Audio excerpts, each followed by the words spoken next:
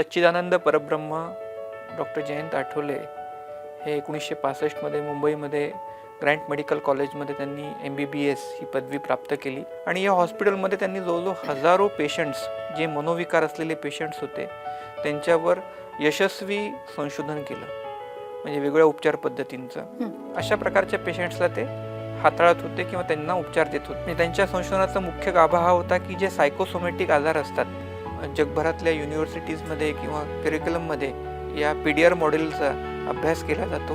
त्या काळातले ते भारतातले पहिले संमोहन उपचार तज्ज्ञ डॉक्टर होते. भारतात ते 11 जून 1978 या दिवशी आले. नमस्कार. गुरुपौर्णिमेच्या अत्यंत पवित्र, मंगलमय, पावन अशा या उत्सवाच्या निमित्ताने गुरु संकीर्तन या आमच्या विशेष पॉडकास्टच्या सिरीजमध्ये आपल्या सर्व प्रेक्षकांचं, दर्शकांचं मनपूर्वक स्वागत. गुरुपौर्णिमेच्या निमित्ताने गुरु संकीर्तन हा विशेष पॉडकास्ट आपण आपल्यासाठी, आपल्या सर्व प्रेक्षकांसाठी घेऊन आलो आहोत. आजच्या त्याच्या पहिल्या सदरामध्ये आपण सनातन संस्थेचे संस्थापक सच्चिदानंद परब्रह्म डॉक्टर जयंत आठवले यांचा वैज्ञानिक क्षेत्रातील प्रवास, त्यांची कारकीर्द जाणून घेणार आहोत. आणि ही समस्त वैज्ञानिक कारकीर्द त्यांची जाणून घेण्यासाठी, त्यांचा हा प्रवास उलगडून दाखवण्यासाठी आपल्याबरोबर स्टुडिओमध्ये उपस्थित आहेत सनातन संस्थेचे राष्ट्रीय प्रवक्ते श्री चेतन राजहंसजी. नमस्कार चेतनजी. नमस्कार. खरं तर आजचा कार्यक्रम म्हणजे गुरु संकीर्तन करण्याची एक मोठी संधी असं मी मानतो. नक्कीच चेतनजी, आपल्या या स्टुडिओमध्ये आणि आजच्या या पॉडकास्टच्या पहिल्या सिरीजमध्ये मनपूर्वक स्वागत. डॉक्टर जयंत आठवले यांनी ही सनातन संस्था स्थापन केली, तर त्यापूर्वी वैज्ञानिक किंवा एक आधुनिक वैद्य म्हणून आणि संमोहन उपचार तज्ज्ञ म्हणून त्यांची कारकीर्द होती. आंतरराष्ट्रीय ख्यातीचे नामवंत शास्त्रज्ञ ते होते. तर हा सगळा प्रवास कसा घडला, हा आपण पहिला प्रश्न माझा इथे राहीन आणि आपण त्यांचा प्रवास आम्हाला इथे उलगडून दाखवावा. हो, नक्कीच. सच्चिदानंद परब्रह्म डॉक्टर जयंत आठवले हे 1965मध्ये मुंबईमध्ये ग्रँट मेडिकल कॉलेजमध्ये त्यांनी MBBS ही पदवी प्राप्त केली आणि वैद्यकीय शिक्षण पूर्ण झाल्यानंतर 1966 ते 1971 या काळात ते मुंबईतल्या वेगवेगळ्या हॉस्पिटल्समध्ये मेडिकल ऑफिसर म्हणून कार्यरत होते. या काळात जे रुग्ण त्यांच्याकडे यायचे तर त्यांना एक मुद्दा लक्षात आला की बरेचसे रुग्ण असे आहेत की ज्यांच्या शारीरिक आजारांमागे कुठे ना कुठेतरी मानसिक ताण, तणाव किंवा मनोविकार आहेत आणि त्यामुळे या मानसिक ताण किंवा हे मानसिक दोष किंवा मनोविकार जर दूर झाले व्यक्तीचे, तर व्यक्तीचे शारीरिक आजार दूर होऊ शकतात या निष्कर्षापर्यंत ते पोचले. आणि मग द बेस्ट त्यावेळीची जी मनोविकार दूर करण्यासाठीची जी प्रॅक्टिस आहे ती त्यावेळी जगात नुसतीच उदयाला आली होती की संमोहन उपचार पद्धत, तर त्याचा त्यांनी अभ्यास सुरू केला. 1970मध्ये त्यांनी एक शोध पण लावला, तो खूप महत्त्वाचा आहे वैद्यकशास्त्रामधला. इओसिनोफिलिया नावाचा जो रक्ताच्या पेशींमधला तो विकार आहे किंवा आजार आहे, तर हा मानसिक ताणतणावामुळे होऊ शकतो, हा त्यांचा शोध होता. आणि मग त्यांनी ते संमोहन उपचार पद्धतींकडे वळले. ती शिकण्याचा त्यांनी सुरुवात केला, रिसर्च सुरू केला त्याविषयीचा. म्हणजे आधी MBBS पदवी घेतली आणि त्यानंतर संमोहन उपचार पद्धतीचा त्यांनी अभ्यास करायला सुरुवात केली. अगदी. विदेशातही त्यानंतर ते गेले. तो सगळा प्रवास कसा होता? 1971मध्ये कारण त्यावेळी जिज्ञासू वृत्ती होती. सायंटिस्ट म्हणजे मुळात एक सायंटिस्ट म्हणलं की एक त्यांची जिज्ञासू वृत्ती होतीच. त्यामुळे संमोहन उपचार पद्धतींवरचं पुढचं संशोधन झालं पाहिजे. तर त्यावेळी ब्रिटनमध्ये याविषयीचं मोठ्या प्रमाणात संशोधन चालू होतं. तिथे British society of clinical medical हिप्नोटिस्टची एक संस्था पण होती. मग त्या दृष्टिकोनातनं त्यांनी त्यावेळी ब्रिटनमध्ये वेल्स जो एरिया आहे तिथे लॅन्फ्रेंचफा ग्रेंच हॉस्पिटल आहे, तिथे ते 1971मध्ये रुजू झाले आणि 1971 ते 78 जो 8 वर्ष ते त्या हॉस्पिटलमध्ये मेडिकल ऑफिसर होते. आणि या हॉस्पिटलमध्ये त्यांनी जवळजवळ हजारो पेशंट्स जे मनोविकार असलेले पेशंट्स होते त्यांच्यावर यशस्वी संशोधन केलं, म्हणजे वेगवेगळ्या उपचार पद्धतींचं. म्हणजे त्यांच्या संशोधनाचा मुख्य गाभा हा होता की जे सायकोसोमॅटिक आजार असतात, म्हणजे असे शारीरिक आजार की ज्यांचं मूळ मनात आहे किंवा मनोविकारात आहे. तर अशा आजारांवर उपचार करणं, अशा प्रकारच्या पेशंट्सला ते हाताळत होते किंवा त्यांना उपचार देत होते. त्या काळात ते British society for medical hypnotist या संस्थेचे सन्माननीय सभासद पण बनले होते. आणि त्यांनी जेवढंही संशोधन ब्रिटनमध्ये केलं ते या उपचार पद्धती किंवा जे फॉर्म्युलेशन्स त्यांनी बनवले ते सगळे त्यावेळीच्या ब्रिटनमधल्या वेगवेगळ्या क्लिनिकल हिप्नोथेरपी करणाऱ्या हॉस्पिटल्समध्ये ती उपयोगात आणली जात होती. म्हणजे त्यांचं संशोधन त्या काळातच खूप लोकप्रिय झालं होतं. क्लिनिकल हिप्नोटिस्ट जे होते त्या काळातले त्यांच्यामध्ये. चेतनजी, मला असं वाटतं त्याच दरम्यान स्वभावदोष निर्मूलन प्रक्रियेची त्यांनी जी शोधून काढली प्रक्रिया पद्धती PDR, तर त्याविषयी थोडं सांगा. हो, PDR म्हणजे पर्सनॅलिटी डिफेक्ट्स रिमूव्हल प्रोसेस हे जे मॉडेल आहे, म्हणजे स्वभावदोष निर्मूलन प्रक्रियेचं हे जे मॉडेल आहे, हे त्यांच्या संशोधनाच्या कारकिर्दीतलं सगळ्यात मोठं क्रांतिकारी योगदान आहे. कारण ते जगभर स्वीकारलं गेलं, त्याला आंतरराष्ट्रीय मान्यता मिळाली. कारण बऱ्याचदा शारीरिक आजारांच्या मागे जे मानसिक आजार तयार होतात किंवा मनोविकार तयार होतात किंवा कुठलेही मनोविकार जे आहेत, तर त्याच्यामध्ये राग किंवा हळवेपणा, भीती असेच मानसिक पूर्वग्रह, संशयी वृत्ती असे स्वभावदोष कारणीभूत असतात, हे त्यांना संशोधनातून लक्षात आलं. तेव्हा हे सगळे दोष म्हणजे राग, संशयीपणा, हळवेपणा, भीती, भावनिकता हे जर दूर करायचे असतील तर तो आजार तेव्हाच दूर होऊ शकतो. मग तो व्यक्तीच्या मनोविकाराचं मूळ शोधता शोधता व्यक्तिमत्व जे आहे ते सकारात्मकपणे परिवर्तन करण्यासाठी दोष पण निवारण झाला पाहिजे आणि त्याच्या विरुद्ध असलेला गुण पण वाढला पाहिजे. या प्रक्रियेचा त्यांनी सुरू केला आणि त्याच्यासाठी त्यांनी सेल्फ हिप्नोसिस म्हणजे स्वसंमोहन याच्यावर मोठ्या प्रमाणात रिसर्च केला. त्याच्यात त्यांनी स्वयंसूचनांच्या पद्धती विकसित केल्या आणि मला 3 पद्धती त्यांच्या फार लोकप्रिय झाल्या. म्हणजे अयोग्य कृती आणि तिच्यावर नियंत्रण मिळवायचं असेल तर कुठल्या प्रकारची स्वयंसूचना घेतली पाहिजे याचा त्यांनी फॉर्म्युलाच बनवला. ऑटो सजेशन का? हां, ऑटो सजेशन म्हणजे स्वयंसूचना, ज्याला क्लिनिकल हिप्नोथेरपीच्या भाषेत काही वेळा सेल्फ हिप्नोसिस सुद्धा म्हणतात. तर आत्मसंमोहन म्हटलं जातं काही वेळा. तर त्याच्यात त्यांनी त्यांची ती पद्धती विकसित केली.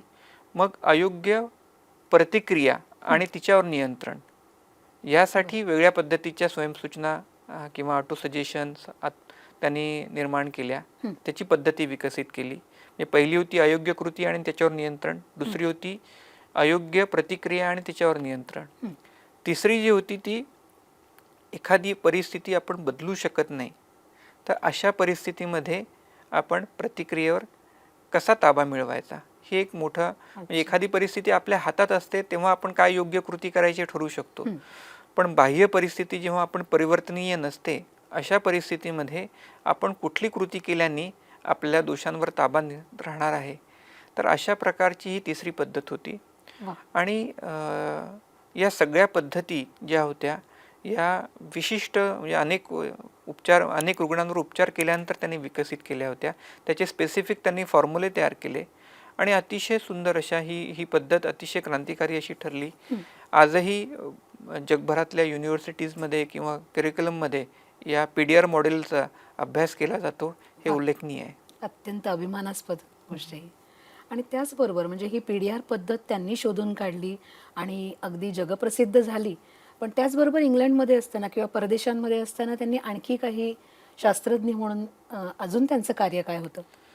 अजून एक त्यांनी बियॉन्ड क्लिनिकल हिप्नोथेरपी म्हणजे संमोहन उपचार पद्धतींवर संशोधन करणे व्यतिरिक्त सुद्धा एक संशोधन मोठं केलं. ते म्हणजे त्यांनी वैद्यकशास्त्रामध्ये पहिल्यांदाच कान तपासण्याचं प्लॅस्टिकचं उपकरण बनवलं, डिस्पोजल ऑरल स्पेक्युलम. आणि ते इतकं लोकप्रिय झालं की त्यावेळी ब्रिटन आणि युरोपमध्ये त्याची प्रचंड मागणी होती, कारण वैद्यकशास्त्रात ते पहिल्यांदाच बनलं होतं. आणि मग हा प्रयोग यशस्वी झाल्यानंतर त्यांचा विचार होता की अशाच प्रकारचं नाक तपासण्याचं एक उपकरण बनवायचं.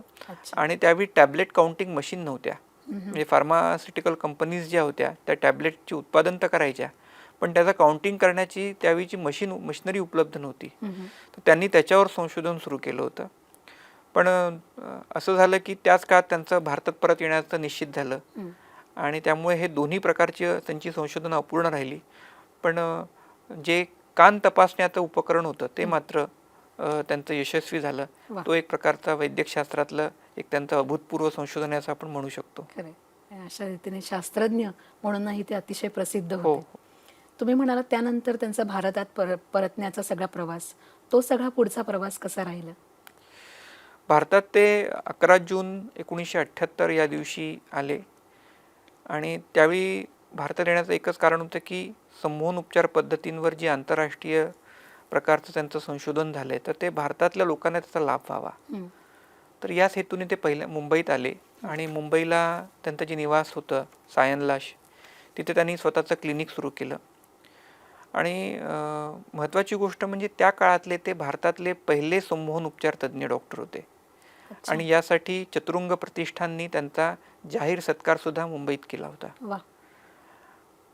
1982 मध्ये त्यांनी भारतीय वैद्यकीय संमोहन आणि संशोधन संस्था Indian society for clinical hypnosis and research या संस्थेची स्थापना केली आणि या संस्थेचा मुख्य हेतू हा होता की शास्त्रशुद्धपणे आपण क्लिनिकल हिप्नोथेरपी वेगवेगळ्या डॉक्टर्सला शिकवायची आणि भारतात रूढ करायची. तर आंतरराष्ट्रीय जी त्यावेळीची international clinical hypnosis and research organization होती तिला त्यांनी या संस्थेला संलग्न बनवलं आणि या संस्थेच्या माध्यमातून मुंबई, बडोदा, कोलकाता या ठिकाणी त्यांनी वेगवेगळे वर्कशॉप्स घेऊन जवळजवळ 400हून अधिक वेगवेगळे डॉक्टर्स, डेंटिस्ट, सायकोलॉजिस्ट यांना प्रशिक्षित केलं. आणि म्हणजे ते त्याच वेळी ते डॉक्टर सुद्धा होते आणि ॲज अ युनिव्हर्सिटी पण होते, कारण भारतातले ते त्यावेळीचे पहिले क्लिनिकल हिप्नोथेरपिस्ट होते. त्यामुळे क्लिनिकल हिप्नोथेरपी म्हटलं की शिकायचे म्हणजे डॉक्टर आठवले. त्यावेळी JB आठवले असं त्यांचं नाव खूप लोकप्रिय होतं. तर सच्चिदानंद परब्रह्म डॉक्टर आठवले त्या काळात भारतात या विषयाचे एक डॉक्टर पण होते आणि ॲज अ युनिव्हर्सिटी पण म्हणून काम करत होते. खरं खरं. मी तर असं ऐकलं होतं, कुठेतरी वाचण्यात आलं होतं कदाचित माझ्या, की त्यांनी मुंबई पोलिसांना सुद्धा त्यांच्या कार्यामध्ये सहकार्य केलं होतं. हो, हे खरं आहे. मला वाटतं 1988 मध्ये त्यावेळी मुंबईचे आयुक्त होते अरविंद इनामदार, जे पुढे महाराष्ट्राचे पोलीस महासंचालक पण बनले. तर एक कौटुंबिक हत्येचं प्रकरण होतं जे खूप गाजलं होतं त्या काळात. त्या हत्येच्या प्रकरणामध्ये आरोपींना शोधण्यासाठी जे आरोपी पकडले गेले होते त्यांना संमोहित करून त्यांच्याकडनं योग्य ती माहिती काढण्यासाठी पहिल्यांदाच मुंबई पोलिसांनी गुरुदेव सच्चिदानंद परब्रह्म डॉक्टर आठवले यांना आमंत्रित केलं होतं. आणि त्याच वेळी मुंबईच्या एअरपोर्टवर एअर इंडियाचं जे विमान आहे ते उडून देण्याची धमकी एका दहशतवाद्याने दिली होती.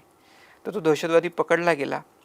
तर ते सगळं कारस्थान काय हे समजून घेण्यासाठी गुरुदेवांना त्यावेळीच्या अरविंद इनामदारांनी बोलवलं होतं आणि यशस्वीरित्या गुरुदेवांनी त्यांच्याकडनं सगळी माहिती काढून ती माहिती त्यावेळी पोलिसांना सहाय्य केलं होतं, मोठ्या प्रमाणात सहाय्य केलं होतं. त्यावेळीच्या वृत्तपत्रांमध्ये पण त्या बातम्या त्यावेळी प्रकाशित झाल्या होत्या. तो हा एक खरा इतिहास आहे. फारच उल्लेखनीय गोष्ट. त्याचा उपयोग मुंबई पोलिसांना करता यावा, आपल्या राष्ट्रासाठी त्याचा उपयोग व्हावा, ही फारच अभिमानास्पद गोष्ट.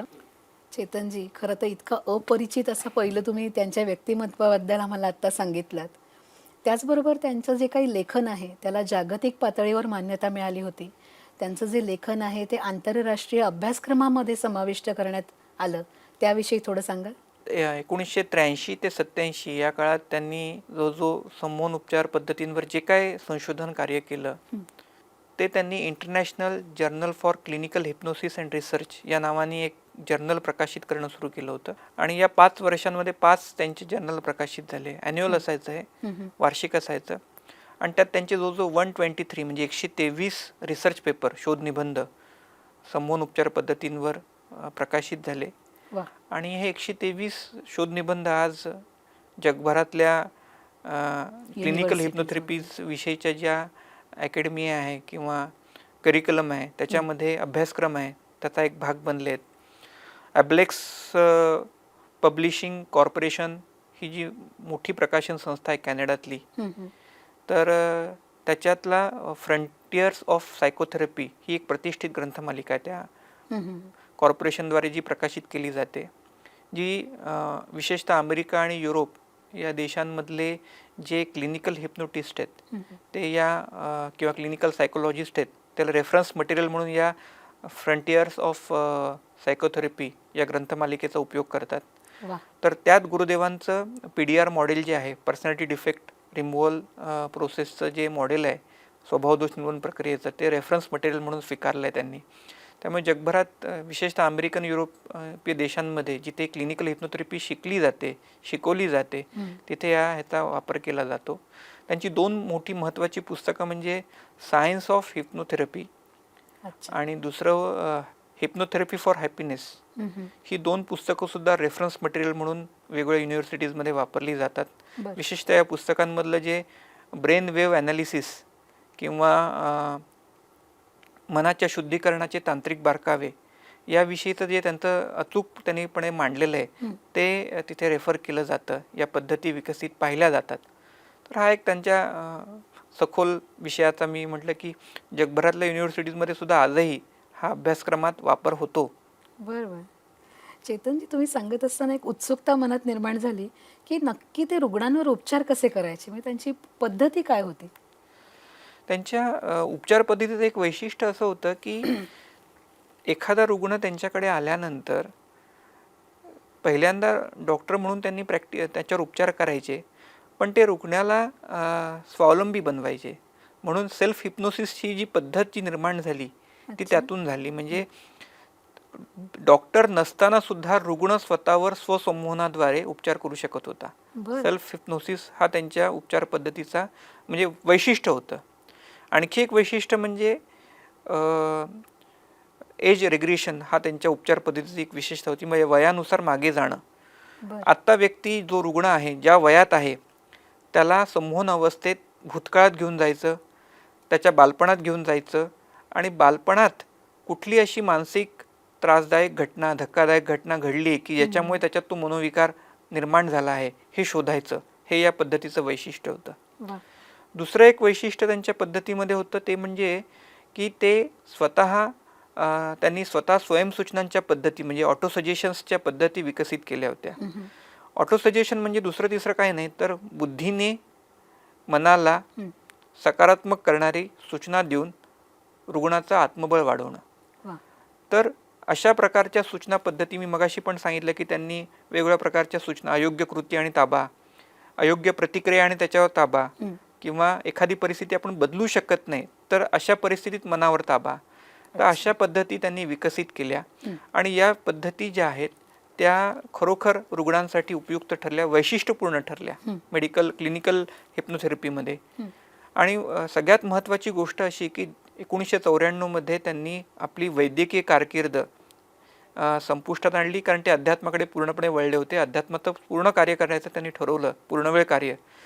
तर त्या दिवशी त्यांच्याकडे त्यांनी तपासलेल्या 1000 डॉक्टर्स पेशंट्सचा केस स्टडीजचा त्यांच्याकडे संग्रह होता. कुठल्याही डॉक्टरकडे त्यांच्या पेशंट्सचा एवढा मोठा केस स्टडीजचा संग्रह नसतो. हे सायंटिस्ट असल्यामुळे त्यांनी इतक्या प्रकारच्या 1000 केस स्टडीज त्यांच्याकडे होत्या की याचा ते कंटिन्युअस अभ्यास करत होते आणि त्या पेशंट्सला कसं दुरुस्त करता येईल, चांगलं करता येईल अशावर रिसर्च करत होते. म्हणजे रिसर्च त्यांनी 1966 मध्ये सुरू केला, तो 1994 पर्यंत अबाधित होता असं आपल्याला म्हणू शकतो.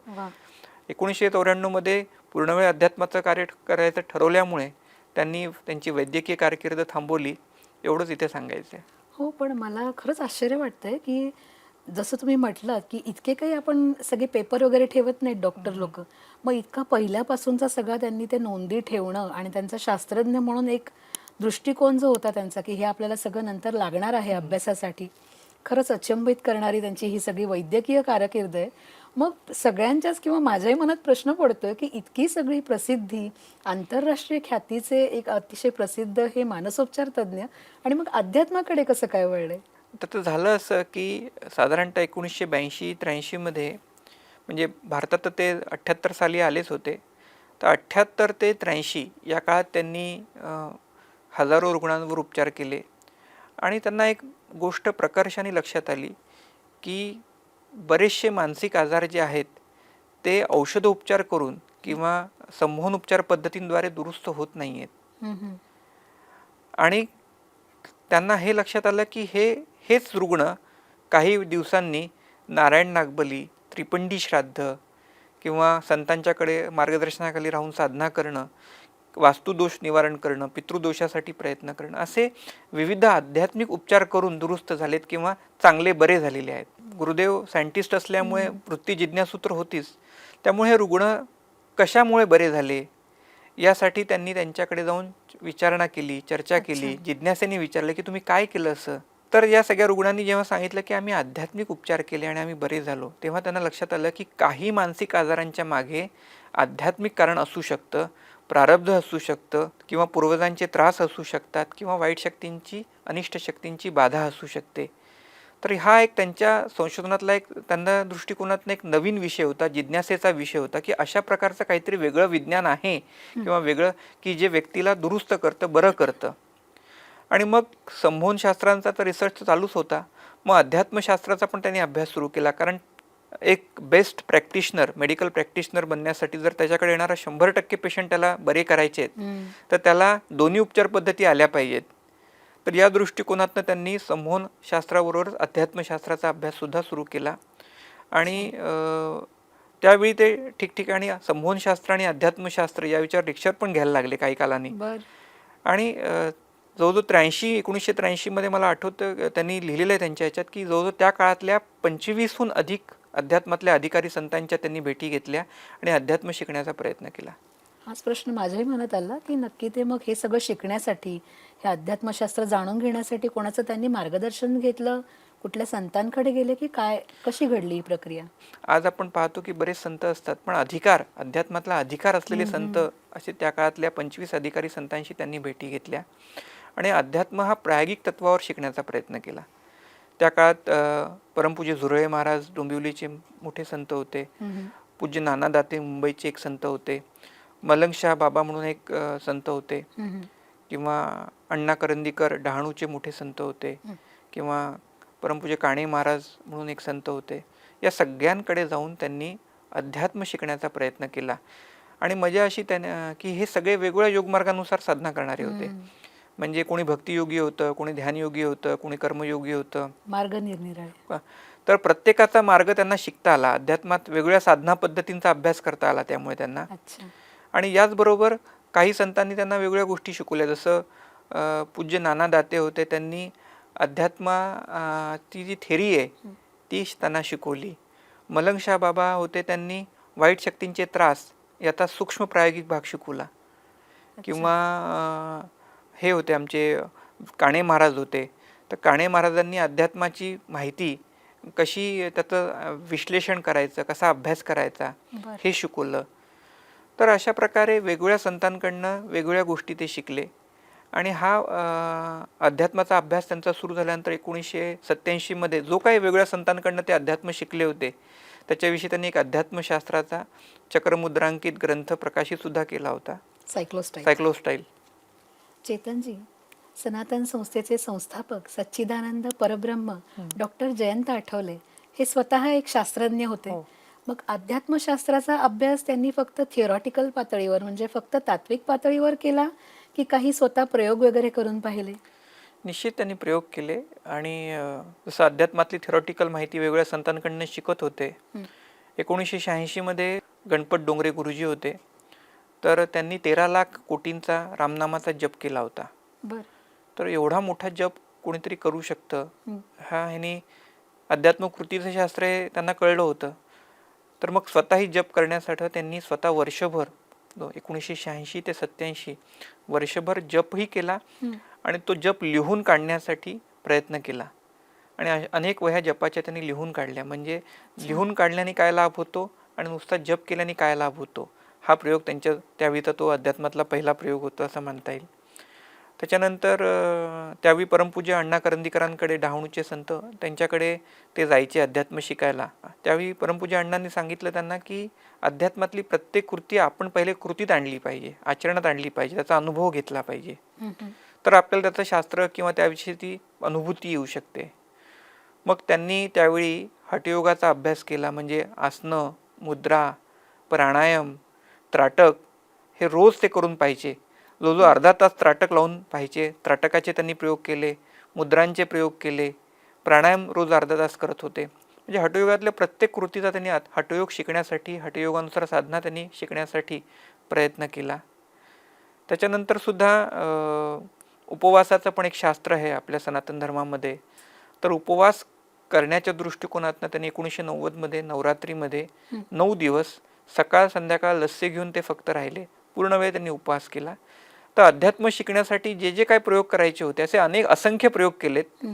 म्हणजे अगदी सूक्ष्मातले प्रयोग सुद्धा केलेले आहेत. पण विस्तार भय असतो मी एवढंच सांगेल की त्यांनी प्रयोग केले. अध्यात्म केवळ थेरॉटिकल शिकले नाहीत, तर त्यांनी स्वतः कृतीत आणण्याचा प्रयत्न केला. आणि त्या कृतीवरून ज्या अनुभूती आल्या त्या आधारे त्यांनी सनातनच्या वेगवेगळ्या म्हणजे गुरुदेव डॉक्टर आठवले हे एवढे मोठे संत आहेत की त्यांनी विविध साधना पद्धतींविषयी पुस्तक लिहिली आहेत. त्यांनी हठयोगानुसार साधना लिहिलेलं आहे, गुरुकृपायोगानुसार साधना लिहिलेली आहे, संख्याशास्त्रानुसार साधना लिहिलेली आहे, भक्तियोगानुसार साधना लिहिलेली आहे, नामसंकीर्तन योगानुसार साधना लिहिलेली आहे. म्हणजे जेवढे साधना मार्ग आहेत ते साधना मार्ग आचरणात आणण्याचा त्यांनी प्रयत्न केला. त्यांनी त्यांच्या ह्याच्यात लिहिलंय की नाशिकचे मोठे संत होते ढेकणे महाराज, परमपूज्य काका म्हणायचे, ढेकणे काका त्यांना म्हणायचे. त्यांच्याकडनं त्यांनी शक्तिपात योग सुद्धा ते शिकले. तर अशा प्रकारे वेगवेगळ्या साधना पद्धतींचा अभ्यास केलेले गुरुदेव हे दुर्मिळ संत आहेत असं म्हणू शकतो. खरंच. आणि जसं तुम्ही म्हटलात, तुम्ही जे त्यांचे प्रयत्न सांगितले, प्रयत्नांती प्रयोगांती परमेश्वर असं म्हणायला हरकत नाही. हा सगळा अध्यात्माचा प्रवास चालू असताना त्यांना त्यांचे गुरु कधी लाभले? झालं असं की परमपूज्य अण्णा करंदीकर हे त्यांना अध्यात्माचं तात्विक आणि प्रायोगिक शिक्षण देत होते. आणि अण्णा करंदीकर स्वतः ऑटोमोबाईल इंजिनियर तसे पाहिले तर, डहाणूला राहायचे ते. आणि प्रॅक्टिस करायची आयुर्वेदाची, कारण सूक्ष्मातलं ज्ञान होतं. अत्यंत अधिकारी संतच होते ते, उच्च पातळीचे संत होते. तर आयुर्वेदाचार्य त्यांच्याकडे आयुर्वेद शिकायला यायचे आणि गुरुदेव त्यांच्याकडे अध्यात्म शिकायला जायचे. तर 86 ते 88 या काळात ते दर जो 1-1.5 वर्ष सतत अण्णा करंदीकरांकडे जात होते. आणि गुरुदेवांना असं वाटायचं की हेच आपल्या जीवनातले आता गुरु आहेत. कारण बराचसा प्रायोगिक भाग जो होता अध्यात्मातला तो परमपूज्य अण्णा करंदीकरांनीच त्यांना शिकवला होता. एक दिवस परमपूज्य अण्णा करंदीकर त्यांना म्हणाले की आपल्याला मला वाटतं 23 जुलै 1987 या दिवशी त्यांनी अण्णा करंदीकर परमपूज्य डॉक्टरांना त्यांच्या धर्मपत्नी कुंदाताई आठवले यांना घेऊन ते इंदोरला गेले आणि त्यांनी भक्तराज महाराजांची ओळख करून दिली. आणि संत भक्तराज महाराज त्यावेळेचे मोठे भक्तियोगी संत होते इंदोरमधले. आणि महाराजांकडे सांगितलं की हे तुमचे गुरु आहेत. भक्तराज महाराजांकडे एक दिवस राहिल्यानंतर 24 जुलैच्या दिवशी भक्तराज महाराज त्यांना परमपूज्य धांडेशास्त्रींकडे घेऊन गेले. आणि त्यावेळी परमपूज्य धांडेशास्त्री जे होते ते श्रीराम जय राम जय जय राम मोठ्या प्रमाणात जप करत होते. तर त्यावेळी भक्तराज महाराजांनी सांगितलं हा तुमचा गुरुमंत्र. तुम्ही भक्तराज महाराजांनी गुरुमंत्र दिला आणि त्यांची जीवनात गुरुप्राप्ती झाली. आणि मग गुरूंच्या मार्गदर्शनाखाली पुढची त्यांची साधना झाली. खरं. आपण अध्यात्मशास्त्रामध्ये म्हणतो ना की व्यष्टी आणि समष्टी साधना, म्हणजे जी काही आपण भगवंताप्रती आपली वैयक्तिक स्वतः एकट्याने करतो ती व्यष्टी, समाजासाठी मोठ्या प्रमाणावर केली जाते ती समष्टी. तर मग त्यांचाही असाच समष्टीचा भाग मोठ्या प्रमाणावर सुरू झाला, अविरतपणे आजही चालू आहे. तो समष्टी भाग किंवा तो सगळा प्रवास कसा होता ते सांगा. गुरुदेवांनी म्हणजे साधना कळल्यानंतर तर लगेच कृतीत आणली पाहिजे होती, त्यामुळे व्यष्टी साधना हा त्यांचा लगेचच सुरू झाली होती. आणि गुरुप्राप्ती झाल्यानंतर गुरुमंत्र मिळाल्यानंतर गुरुमंत्राचा जप त्यांनी सुरू केला. गुरुगृही राहून वेगवेगळ्या आश्रमात, म्हणजे त्यावेळी भक्तराज महाराजांचा कांदळीमध्ये आश्रम होता पुण्यामध्ये आणि इंदोरला आश्रम होता. तर तिथल्या आश्रमात जाऊन शारीरिक सेवा करण्याची त्यांनी सेवा सुरू केली. म्हणजे दर आठवड्याला 1-2 दिवस जाऊन आश्रमात जाऊन पूर्णवेळ साधना करायची. म्हणजे एक मेडिकल डॉक्टर, आंतरराष्ट्रीय ख्यातीचे संशोधक ही आपली ओळख बाजूला ठेवून शारीरिक सेवा करणं गुरूंची, अशी वेष्टी साधना त्यांनी केली. बाबा जी सांगतील ती सेवा ते करायचे, म्हणजे शिष्यासारखी सेवा त्यांची सुरू झाली. आणि 1995 मध्ये बाबा जेव्हा शेवटचा त्यांचा आजारपण होतं भक्तराज महाराजांचं, तेव्हा 8 महिने अंथरुणावर होते बाबा आणि गुरुदेव त्यांच्यासोबत शिष्यासारखी सेवा करत होते. म्हणजे गुरुदेवांची वेष्टी साधना ही गुरुसेवेतनंच पूर्णतः झाली. जप तर ते करतच होते. आणि समष्टी साधना असं की गुरुदेवांचा पिंड हा समष्टी पिंडच होता. म्हणजे जेव्हा ते अध्यात्मशास्त्र शिकले तेव्हापासूनच ते संमोहनशास्त्र आणि अध्यात्मशास्त्र यावर प्रवचनं घ्यायला लागले होते. भक्तराज महाराज गुरु म्हणून जेव्हा आले तेव्हा संत भक्तराज महाराजांनी त्यांना एवढंच सांगितलं की आता अध्यात्माचा प्रसार करा. म्हणून मग ते 1990 पासून महाराष्ट्र, गोवा, कर्नाटक या 3 राज्यांमध्ये स्वतः अध्यात्माचा अभ्यासवर्ग घ्यायला जाऊ लागले. अध्यात्म लोकांना शिकवू लागले. अध्यात्म सायंटिफिक परिभाषेत सांगायला लागले. म्हणजे वैज्ञानिक परिभाषेत अध्यात्म शिकवणं ही गुरुदेवांची विशेषता होती. तर जे जे अध्यात्मातलं शिकलो, जे जे आपणासी ठावे ते इतरांशी सांगावे, शहाणी करून सोडावे सकल जनासी. तर हाच हेतू ठेवून बाबांचं आज्ञापालन करण्यासाठी, भक्तराज महाराजांचं आज्ञापालन करण्यासाठी गुरुदेव प्रवास करत होते, अध्यात्म प्रसार करत होते. आणि याच काळात त्यांनी अध्यात्म प्रसार अधिक चांगला व्हावा यासाठी ग्रंथलेखन सुरू केलं. संत भक्तराज महाराजांनी तर त्यांना आशीर्वाद त्यांच्या गुरूंनी दिला होता, किताब व किताब लिखेगा. तर बाबांनी तोच आशीर्वाद गुरुदेवांना दिला की मी तर भजनाचं एकच पुस्तक लिहिलं, पण हा आशीर्वाद मी तुला देतो. आणि गुरुदेवांकडनं आज खरोखर 380हून अधिक ग्रंथ अध्यात्मशास्त्रावर लिहिले गेलेत. आणि पुढे 5,000 ग्रंथ होतील पुढील काही वर्षात. एवढं लिखाण त्यांनी संकलन करून ठेवलेलं आहे. तर ही एक प्रकारची मोठी समष्टी साधना त्यांच्या हातून होते आहे, जी भक्तराज महाराजांच्या आशीर्वादाने होते. आणि गुरुदेवांचं हे समष्टीच कार्य या निमित्ताने आपण पाहू शकतो, समजू शकतो. खरंच चेतनजी, आज तुमच्या माध्यमातून आम्हाला इतका थक्क करणारा सच्चिदानंद परब्रह्म डॉक्टर जयंत आठवले यांचा सगळा प्रवास हा तुम्ही इथे उलगडून दाखवलात. आणि त्यांचा वैज्ञानिक प्रवास किंवा आधुनिक वैद्य असताना, संमोहन शास्त्रज्ञ असताना, आंतरराष्ट्रीय पातळीचे ख्यातमान शास्त्रज्ञ म्हणून त्यांचा हा सगळा प्रवास आज तुमच्यामुळे आम्हाला इथे समजला. आणि काही माहीत नसलेले त्यांचे व्यक्तिमत्वातले पैलूही तुम्ही इथे उलगडून दाखवले.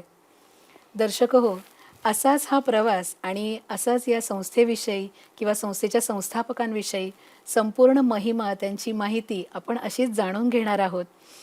गुरुवंदना ही आमची पॉडकास्टची नवीन मालिका. आणि आज या मालिकेतला आपण त्यांचा वैज्ञानिक प्रवास जाणून घेतला. पुढच्या मालिकेमध्ये, पुढच्या आमच्या एपिसोडमध्ये त्यांचा आध्यात्मिक प्रवास आणि पुढचा सगळा जो काही भाग आहे तो जाणून घेणार आहोत.